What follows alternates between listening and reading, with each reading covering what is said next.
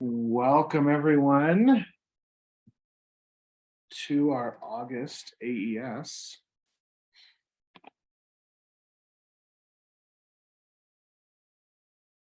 We're very, very excited to have you joining us. We'll give it another, maybe we'll start at 12:01. Give everybody a chance to get connected, joined.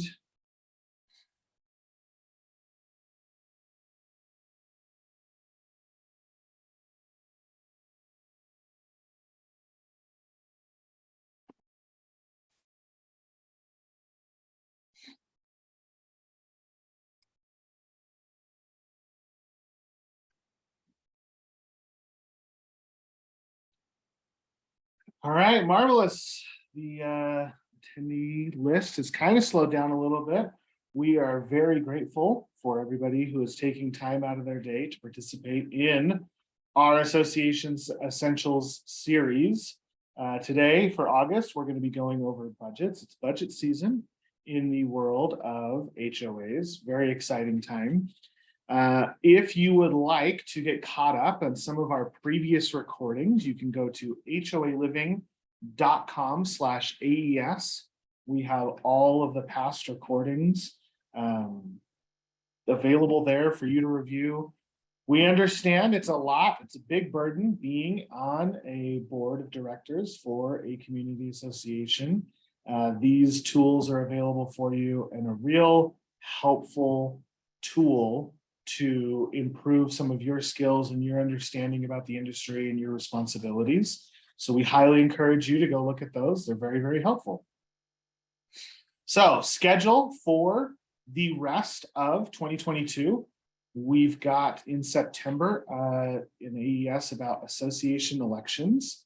And then in November, Insurance 101. After that, we're going to take a break for the holidays, let everybody recharge, connect with family, and get ready for 2023 to go off without a hitch, we sure hope. Please follow us on social media. We've got social media presence on Instagram, Facebook, Twitter, and LinkedIn. Lots of helpful resources are posted there, as well as updates about HOA Living and our network of companies and some of the things that are going on. But without further ado, budgeting. Let's talk budgeting and what that all means. So, why do we budget? What is the point of a budget when sometimes similar to our personal finances, everything ends up costing way more than we expect and our numbers are never accurate? Well, budgeting is a tool. It helps the association plan and prepare various things, community activities, helps you manage your operations, provide services, and make sure that those services are consistent year to year. That's another big reason why people love to live in HOAs, or those consistent services. And then it helps make sure that you're establishing your assessments where those need to be to adequately fund the operation of the association. So one of the other things, the last kind of piece of what the tool of a budget looks like, is it helps you think and prepare and expect what you're going to be spending your money on, so that those unexpected items occur less frequently. We talk a lot about the purposes of community associations: governance, business, and community. The budgeting tool, the tool of a budget, really sets all of those pieces in motion so that we can effectively have the operation of a community association. The governance goes better when your budget's working. The business, of course, goes better when your budget is functioning well. And the feeling of community, the sense of community, being a great place to live, functions better when you have an effective budget. So, a lot of times we think of a budget as very strict. This is the way that it is.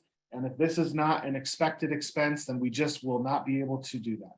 That's not true. A budget is just a projection of what you're expecting to spend and the areas that you're expecting to spend money over a 12-month period. So don't get locked in and feel that you cannot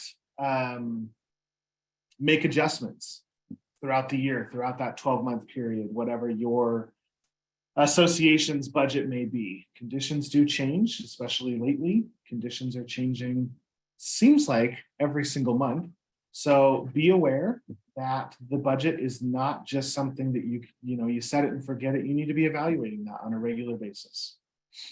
All right, so budget planning. There is a big process that goes into putting a budget together. So let's talk about each one of those pieces, what those entail, some of our best practices and tips and tricks to be able to put together an effective budget for your community association. The planning phase. Responsible budget preparation starts with an annual management plan.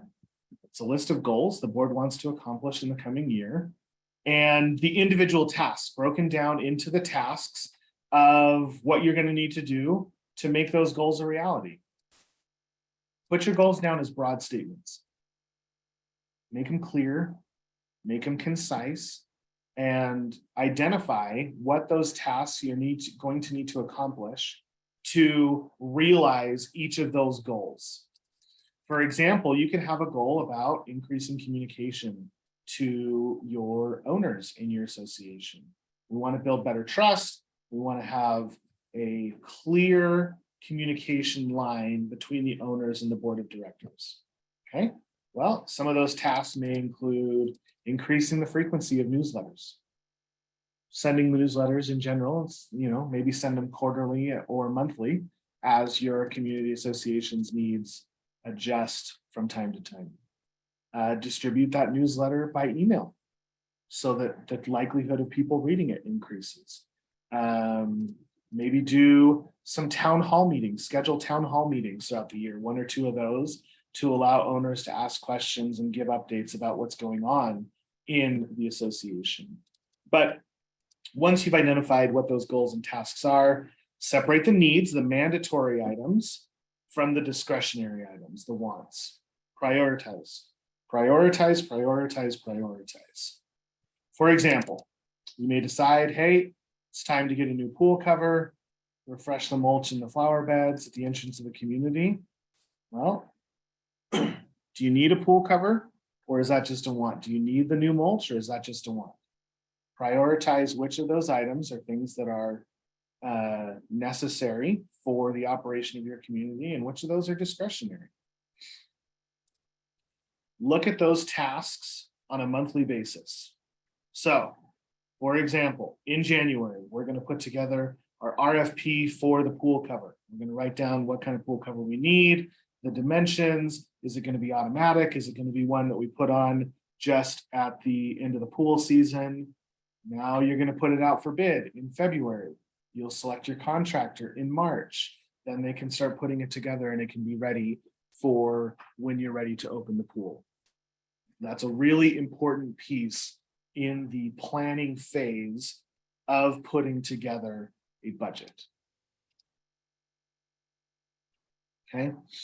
Look at your governing documents for direction. Okay.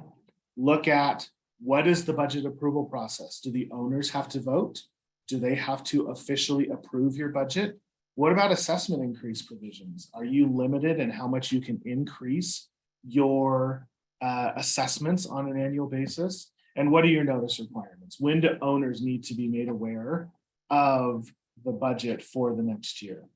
I've seen associations that have really straightforward provisions. Hey, the board makes the decisions.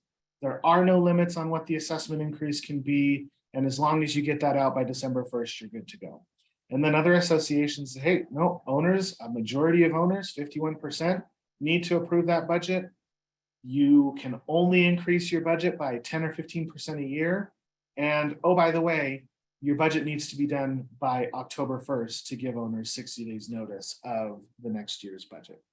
So be aware, those governing documents are a huge part of the planning process and understanding what needs to happen to effectively create your budget. All right, so now we're ready to look at how do we make a budget? How does that work? Well, you've got historical trend budgeting, and that means looking at a line item on your budget over a period of time, maybe for 3 or 5 years, identifying whether there's a trend of increases or maybe there's decreases.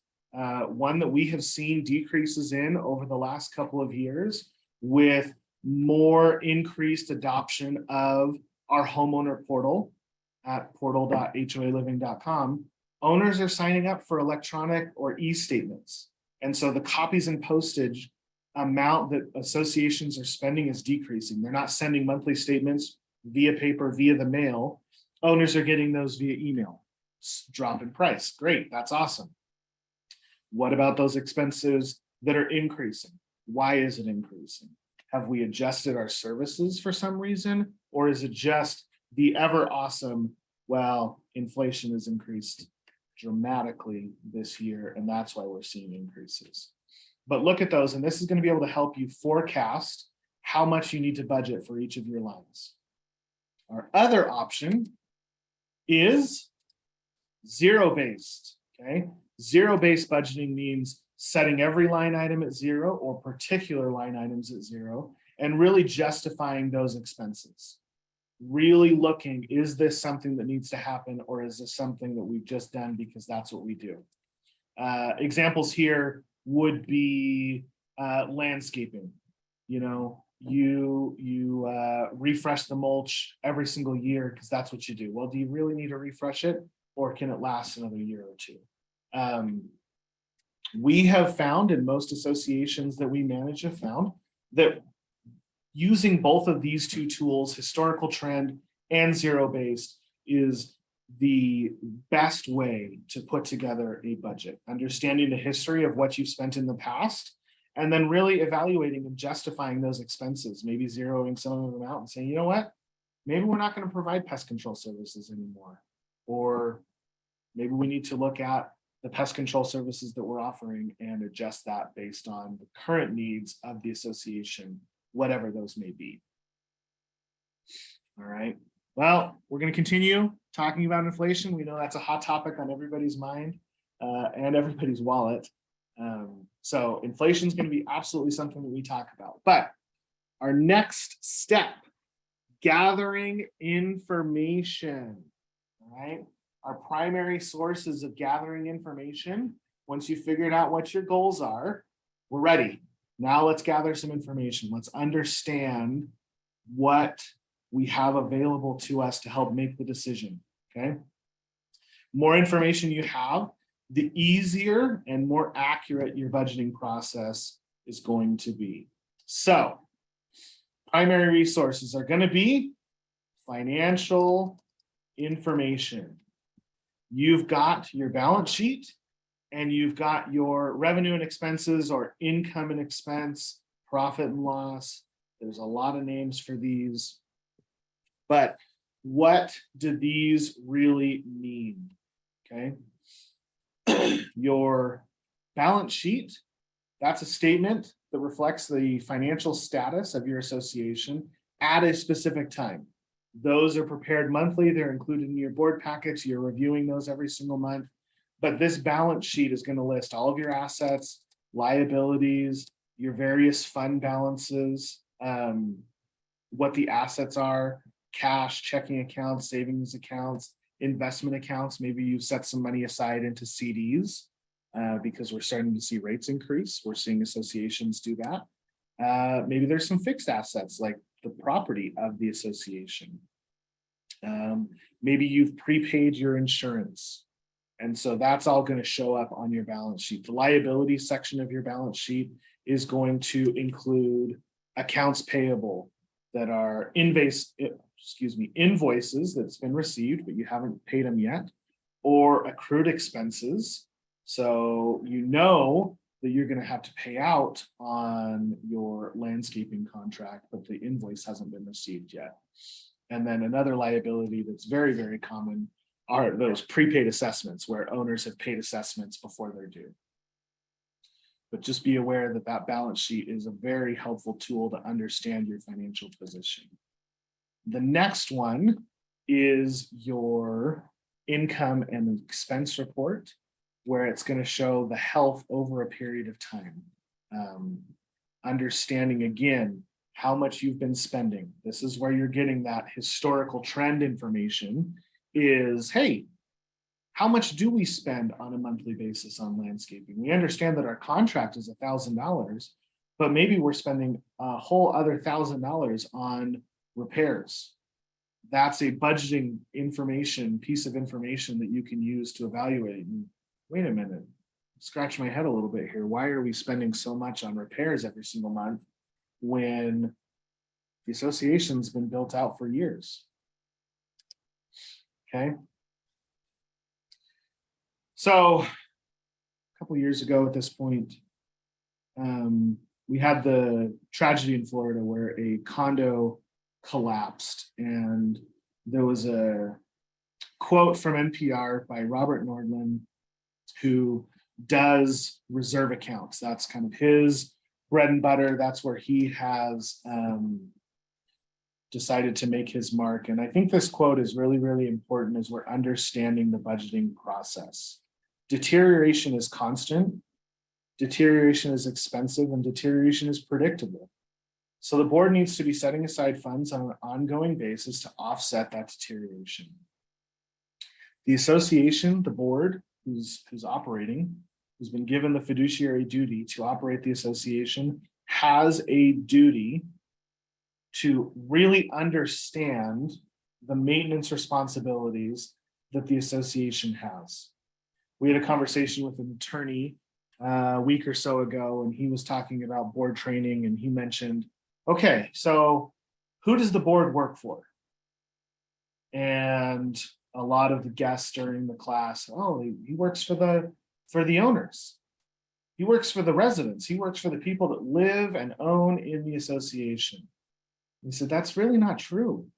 The answer is the board works for the association. They have the fiduciary duty to the association to maintain that common area, to make sure that the property values are being maintained and that things are not deteriorating in such a fashion that the deferred maintenance becomes untenable. So make sure that you are aware. Remember constantly, things deteriorate, things get old and need to be maintained and replaced. Okay, so where do we get that information? How do we understand? Yeah, okay, great. You tell me that things deteriorate and things fall apart. Great. Well, I don't even know where to find that information. Awesome, because guess what? Every association should have a reserve study, and that reserve study gives an in-depth evaluation of all of the physical components. Your clubhouse, your pool, your tennis courts, your pickleball courts, the basketball courts. If you've got condos or townhomes and the association is responsible for the exterior, what's the siding material? What's the useful life of that? And gives you a real in-depth analysis of the remaining useful life of each of those components and a little bit of a maintenance plan. Okay, so here's what a reserve study is going to give you. It's going to give you, hey, you know what? Your association is 10, 15, 50 years old, however old it may be. This is the expected useful life of the components that you have. Here's how much you have in your reserve fund, and here's how much you should have. Maybe you've got a couple $1 million in your set and you're good to go. Maybe you only have a couple $100,000 and you really need to start making some progress on setting funds aside for that maintenance. So it's going to give you a plan. It's going to help you establish a plan of here's how much you need to set aside every single month to really bring your reserve account balance to where it should be. They're going to help review your governing documents and make sure that you are maintaining the things that you should be, and give you an opportunity to say, hey, maybe we don't need to be maintaining that area. It's not a specific responsibility that's outlined, and we need to adjust those services. Okay, they're going to perform a site visit. and they're going to do that financial analysis to really give you a great picture over the next 30 years of where you are and where you're headed. Okay, a lot of those reserve studies with that time frame, they're going to give you an expected maintenance schedule. You've got private streets, you've got to do an asphalt coating. There's lots of great products out there that can help extend the useful life of that. And if you're doing it correctly, then your costs will be lower over time, as opposed to just letting that asphalt completely be destroyed and have to re-pour asphalt every 10 or 15 years. Okay, so each of those components that the association is responsible for is going to be broken down and explained in your reserve study of how much it's going to cost and what the maintenance schedule needs to be to take care of those. All right, the next thing, as you're gathering information, look at your service contracts. Look at the terms. Look at what the renewal options are, but really evaluate those service contracts. Don't get in the habit of rebidding those service contracts every single year. Look at actually developing a long-term relationship with that contractor. Develop a relationship so you can ask them, hey, we've been with you for the last 15 years. If we renew again, can we have a reduction in our rates? You understand the association. This is basically a set it and forget it contract for you at this point. Having those vendor relationships helps that conversation go so much more smoothly. But really, the other piece that we want to help you with is avoid I know a guy situations. I understand that inflation is tough right now and costs are going up. And those vendors, those long-term vendor relationships, they may say, I'm really sorry, we cannot avoid an increase next year. Okay, we understand. The value of continuing that service and continuing to get great maintenance is so much more important than, oh, I know a guy and yeah, he'll take care of it. That puts you at great risk. We've gone over that a couple of different times in AES presentations in the past, but a real quick way to blow up your budget and all of a sudden run out of funds is if you hire a contractor that is not properly licensed or insured, an accident happens and now the association is on the hook to make that accident right. Okay, so some of those service contracts, lawn care, the landscaping, pool care, looking at your pool maintenance, snow removal. Some of you down there in St. George don't have to worry about snow removal, but Cedar City and up north, we've got a snow removal thing to consider every single year. Hey, it's going to snow, and how do we plan for that? What do we budget for that? Look at those contracts to help you determine the level of service you need and make sure that you're getting taken care of so you don't have a slip and fall for inadequate snow removal. Other services, trash and recycling, we are seeing pretty much across the board increases in those costs, fuel surcharges, things like that. Cities are saying, you know what, we're not going to provide trash and recycling service anymore. You're going to have to contract with a private contractor. Start thinking about those ideas now as you're putting your budget together so that you can be prepared with those numbers. Pest control, great one. Very important to provide those pest control services if that's something that you have been doing. But an opportunity to say, hey, you know what? Owners are going to have to be doing their own pest control. Evaluate that contract for that ongoing pest control and determine if the service that's being provided is the service that still needs to be provided. Utilities. This one comes up a lot. Associations get bulk service agreements for cable or internet or something like that. Those are awesome. Is that something you need to continue to do? Or is that something that maybe is discretionary and needs to be evaluated? The level of those utility services that are being provided. Your annual tax preparation. That's a service that the HOA living companies provide for most of the associations that we manage. but you may have some additional tax complications that you need a CPA to prepare those taxes. Look at those, be aware of what that's going to be and how that's going to break out. Security. Need I say more? Security is very, very important. This is, again, one of the reasons that owners decide to live in associations. Evaluate the security contract that you've got. Do you need to increase or decrease services? Do you need to look at other options, installing security cameras or something like that? These are great things to look at to understand. What about your legal service contracts? Do you have an expectation that you need to make some amendments to your governing documents, or dealing with any other potential legal issues? Be aware of those, think of those, look down the road and plan for those expenses so you can be prepared in the coming years when those come up. And then, of course, management contracts. Review those management contracts, understand when they renew, understand what those services are, make sure that you're getting the service that you need. Review those service contracts. Here's some examples of waste removal contracts, landscaping, pest control. Review those contracts and understand what those contracts mean for the association. Okay, some other things to consider. Miscellaneous items. Okay? Various issues that can come up during the next year. Examples could include new building codes.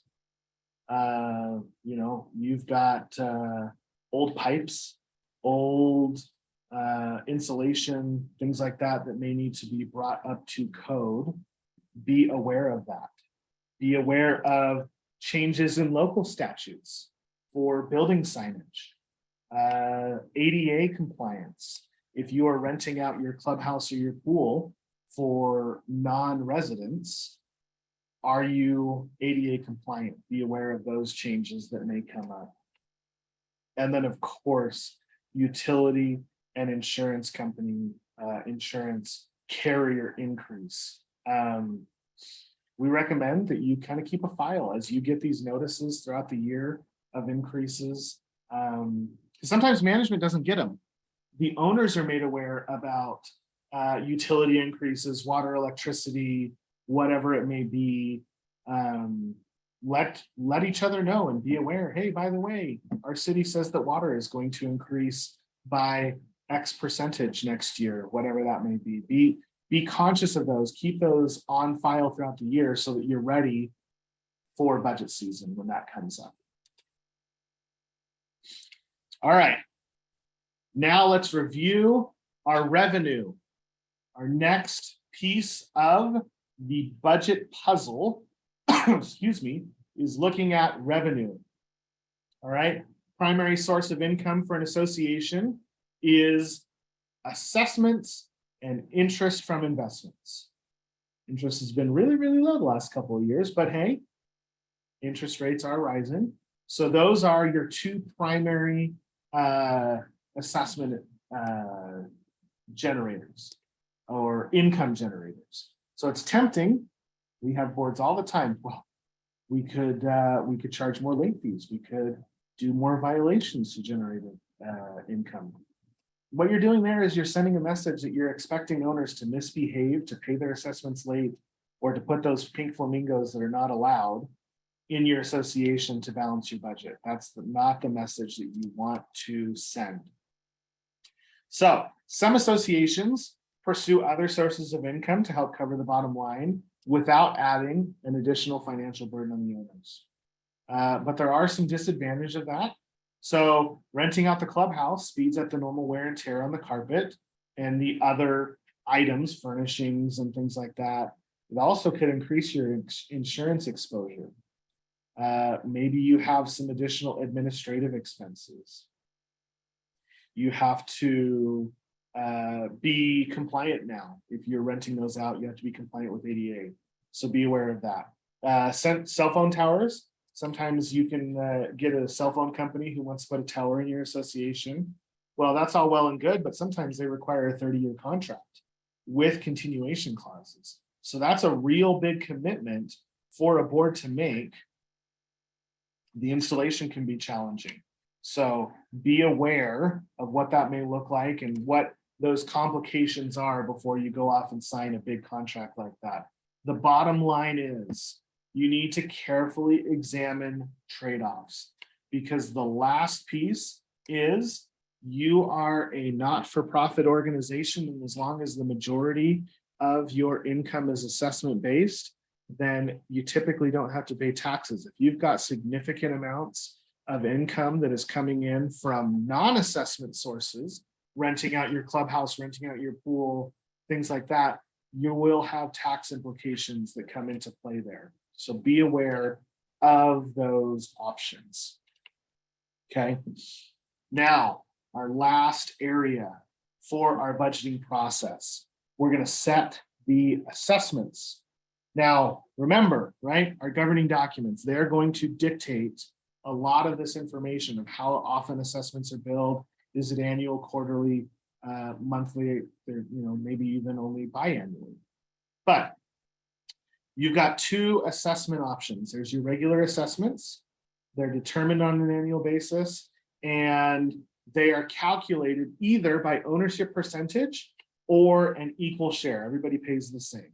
And you need to be aware whether your association does one or another, of course, to help you set those assessment rates or amounts on the annual assessment that is broken out however your documents require. And then there's special assessments. These are one-time, typically, fees that are used to cover non-routine or unbudgeted operating expenses that just can't wait. You need a roof replacement after a storm. You've got to take care of some siding that's fallen apart for whatever reason. They are extra, and they're typically pretty unpopular with owners. So in our world, on the management side, we try to help boards avoid these as often as possible through setting their assessments accurately over time. But hey, guess what? Your association may not have inherited funds that were set aside accurately and correctly over time, and so you've got to do some catch up. We talked about this in our last AES about potentially needing a loan or something with these special assessments. Mostly the take home here is these special assessments need to be considered very carefully. You need to weigh the options and understand two things. Special assessments coming into place typically because of improper planning in the past. And a special assessment may be really the only way that you can get caught back up so that you can be doing your fiduciary duty and responsibility and taking care of those maintenance needs. It should not be used for something that you know about and could have budgeted for in the past. So we like to compare expenses to revenue as our most common way to set those assessments.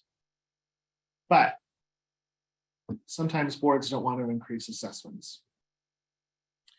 Please be aware, again, hey, these excuses of our owners can't afford an increase, they're on fixed income. Well, if you think about it, we're really all on fixed incomes. I don't have an opportunity to just go around and generate extra income. We don't want to look like the bad guys. Well, we just don't think that reserve study is accurate. I can't afford an increase right now. Okay. The shortfalls that are caused by not increasing assessment can sometimes be covered by risky strategies, such as not transferring all of your recommended amount into your reserve fund. Maybe you defer maintenance, or maybe you unfortunately defer payments and create debt. The association can limp through this for a while, but reality is eventually going to catch up. And you're going to need to increase those assessments or do that special assessments. Okay.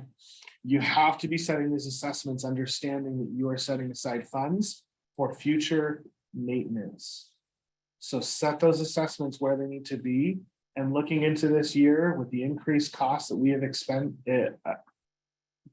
that we have experienced in 2020, 21, and 22, looking forward, those increased costs are absolutely going to continue. And we need to make sure that we're all paying our fair share to maintain and continue to keep the association where it needs to be on its maintenance schedule. So some of the alternatives that are not risky would be, of course, increasing revenue from other sources. Maybe you start doing a newsletter and you let advertisements, let local companies advertise in your newsletter. That's a really great option that's available. You could do, community events where you generate some extra revenue through a bake sale or something like that. Those are options that are available, but they might not be very popular. And of course, your other option is cutting costs. We're talking about reducing that discretionary income, cutting the cable, maybe not maintaining the landscaping to the level of service that we've come accustomed to. That may be something that's needed in a year like this, in a financial climate like this. You need to just evaluate, make the best decision for your association and bite the bullet and potentially cut those costs. May be necessary looking into this year. So what are associations doing with inflation? I know we are feeling it all in the pocketbook. We are all noticing the increased costs. It's kind of wild how every time we go to the grocery store for my family, it's wow. Well, that was somehow more expensive than last week when we went. Okay. So some of the factors that we have noticed in our various offices are insurance increases. Insurance, you are insuring for a townhome or condo type product, an attached product, you are insuring by state statute 100% replacement cost. Well, what have costs done over the last couple of years in the construction industry? They have gone bananas. So insurance, because you are covering to replace at current market rates, insurance rates have gone up dramatically. We are seeing 20% increases looking into 2023. Okay.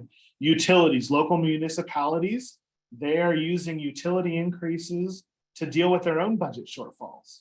So depending on the municipality, some of them do more than just water. Some of them have their own electric companies or gas companies. So be aware that those increases are absolutely coming. And then payroll.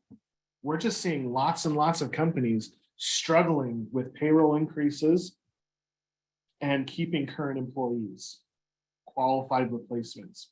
All of that is playing a role in inflation going into next year. So what can we do about that? What can we do to plan and prepare so that we can have a great budget going into 2023? Look at those utility costs. Are you watering too much still, even though we're in a drought? Do you have old, outdated light bulbs? It might be worth looking at that and replacing those light bulbs with LED light bulbs. Getting tune-ups on your equipment, your HVAC system for your clubhouse. Has that been looked at recently? Is it operating at its maximum capacity and efficiency? Reach out to those vendors. Budgets are done. We start those typically in September so that boards can start reviewing those in October. So start reaching out to your vendors and getting those prices now. Understand, again, we want to develop business partnerships. Vive is a great tool that we use to make sure that those business partners are vetted. They have the right insurance. They have the right licenses. We talk about this in the contracting world as we are looking at maintenance projects or things like that. Do they have the right tools for the job? Those ongoing and long-term relationships are going to be vital to maintain during this inflationary period. So when you have those business partnerships with your landscaper and pool company, you can adjust those services effectively and say, hey, look, I know that we've been having you weed every single week, but we're going to have you only weed every other week or every 3 weeks. When you have that relationship, they understand they can make their adjustments as needed, but start having those conversations as soon as possible. Okay. What do those adjusting services look like? Maybe even waiting to turn the water on, turning the water off earlier. I know that there are some associations here in Utah that water companies have run out of water and they've already notified them, hey, by the way, water's getting turned off early. I know we typically turn that off in October, but we're probably going to turn that off in September. Be proactive and just turn it off early anyway. Adjust when landscaping starts. Adjust the services for snow removal. Have you been removing snow removal from the porches and steps? That's really costly. It's time consuming. Maybe adjust that service. Let your owners know, hey, by the way, this is going to be your responsibility going forward. And then this is one of my favorites. If you can afford, if you can figure out how to budget in your annual budget to pay your insurance in a lump sum, we have seen dramatic 6, 7, 8% savings on their total insurance cost. That is a great way to reduce those costs and help fight inflation. What we don't want you to do is say, hey, we're not doing any assessment increases. We cannot afford it. It's not going to happen in this association. Don't do that. Okay. There are times when that may be appropriate, but we just do not feel that this year is the time for that. Don't use next month's cash to pay this month's bills. Okay. If you've been budgeting great over the last couple of years and you've built up a little bit of reserve, now is not the time to start eating into that reserve, that 3 months of operating that you've put in a savings account. Bite the bullet, put forward that assessment increase, and maintain your association the way you need to. Okay, so keep in mind, inflation may mean mid-year cost increases. I know that a lot of vendors in 2021 asked to increase their costs. The association may need to increase the assessment mid-year. Be aware of that. Just because inflation may be dropping a little bit from its high, that doesn't necessarily mean the costs are going down. And do not defer maintenance. Okay. Evaluate.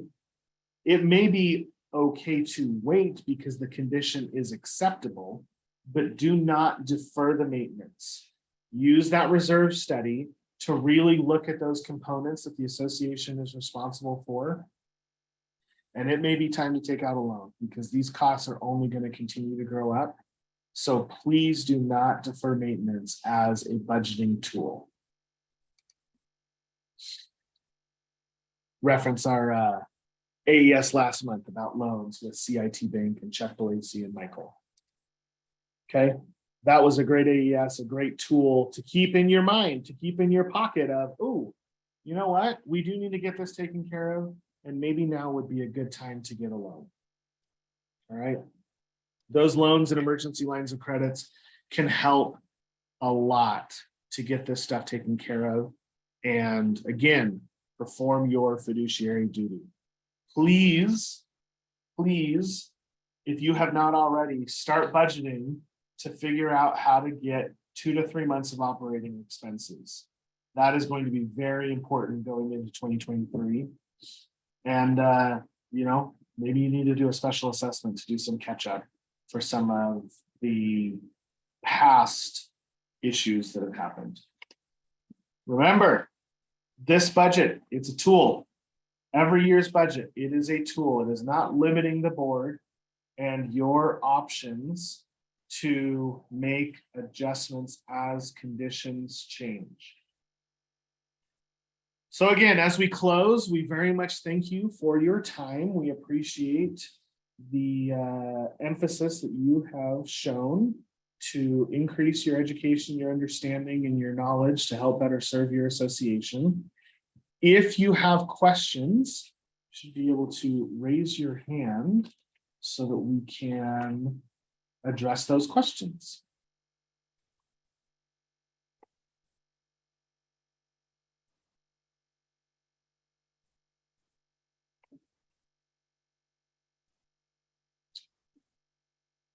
Ferris, thank you. What was your question?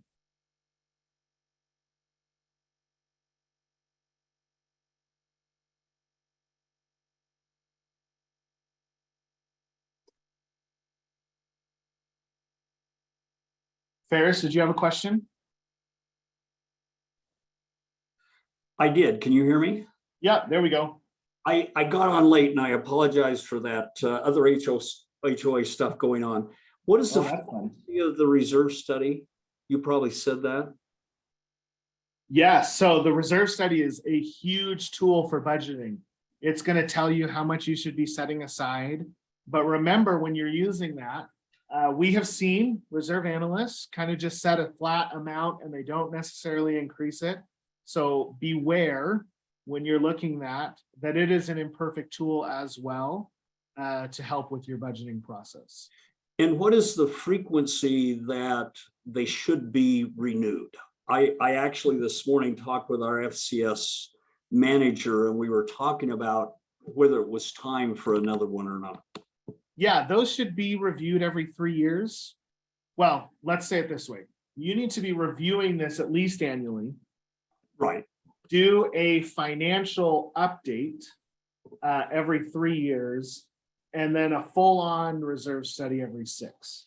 Every 6. Okay, so we're due an update. I hate to think about a reserve study with the inflation and the price increases that are taking place right now.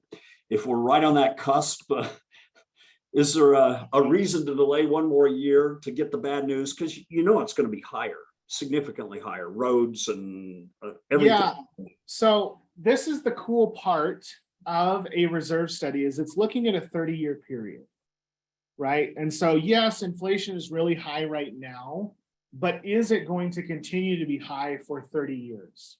So you are absolutely correct. We are seeing increased costs.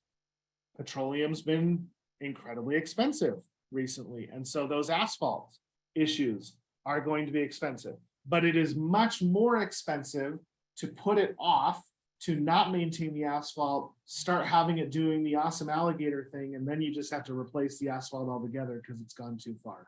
So the recommendation that we would make is do not put that off.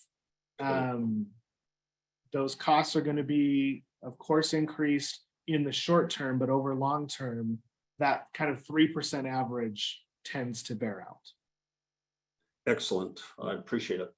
Yeah, thanks, Ferris.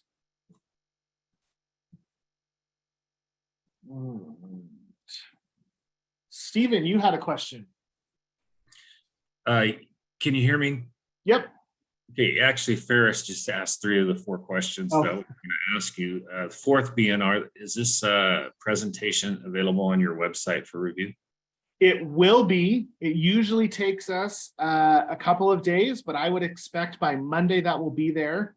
So plug, I think actually, maybe we don't have a slide, but it's hoaliving.com/AES. And if you just go to hoaliving.com, that's fine too. There's a training tab up at the top, and AES is one of those, and all of those past recordings are there. And this one should be posted ASAP. We know this one is a hot topic. We're going to try really hard to get it up as quickly as we can. Great. Thanks, Neil. Great presentation. Appreciate it. All right. Thanks, Stephen.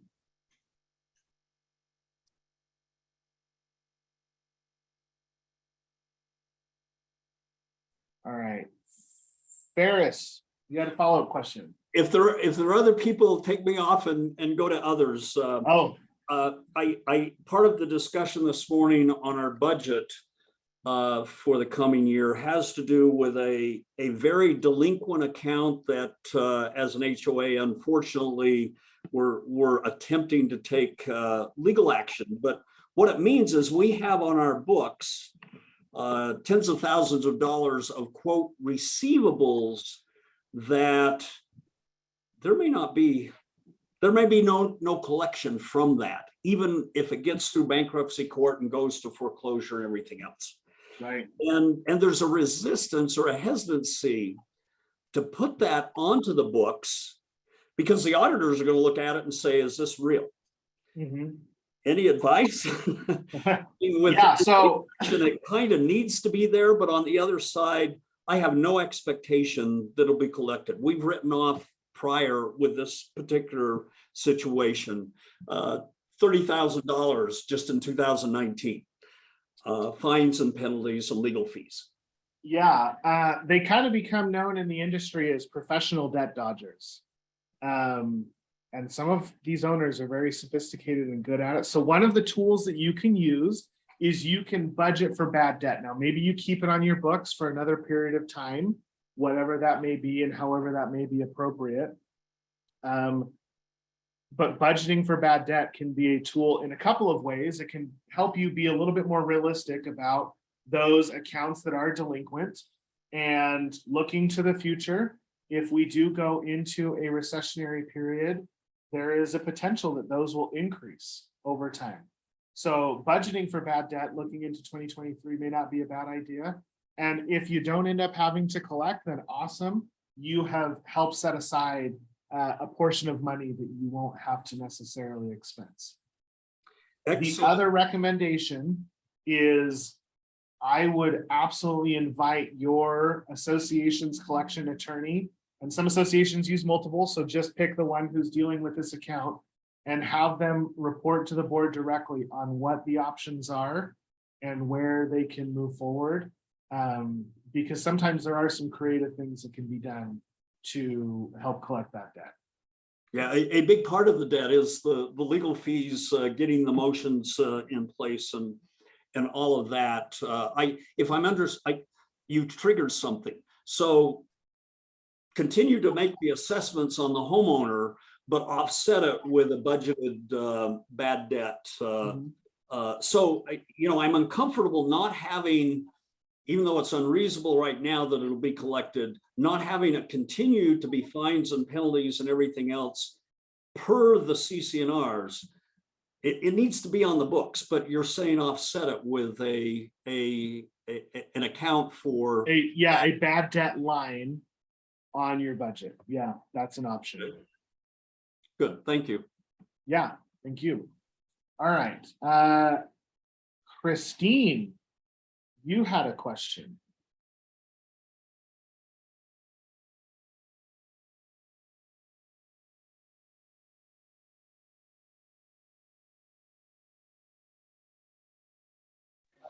Sorry, can you hear me now? Yeah, yep, now we can hear you. Okay, sorry. As we go through the budgeting process, if we have further questions, who do we go to for answers?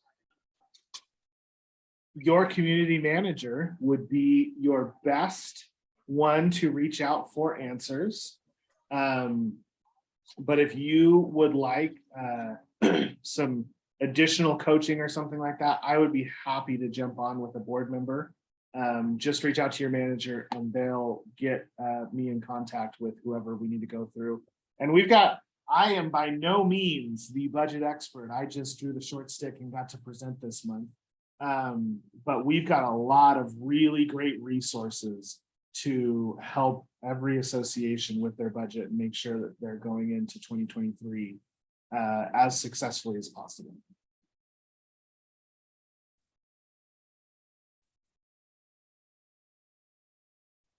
All right, are there any other questions that anybody would like to bring up? And again, a pitch, please reach out to your manager with questions. We are here to help. Penny, what was your question?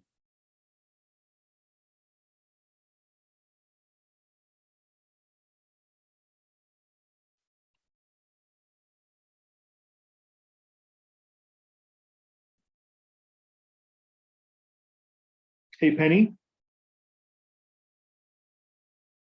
We cannot hear you.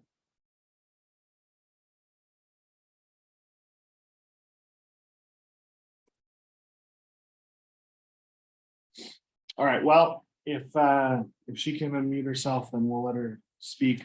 But in closing, if you have enjoyed this presentation, we would love a 5-star review on Google.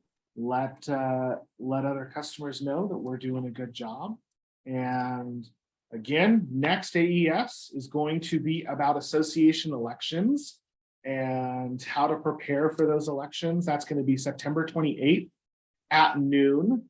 We'll send that information out as we usually do through a couple of different methods, but that's going to be a really great AES.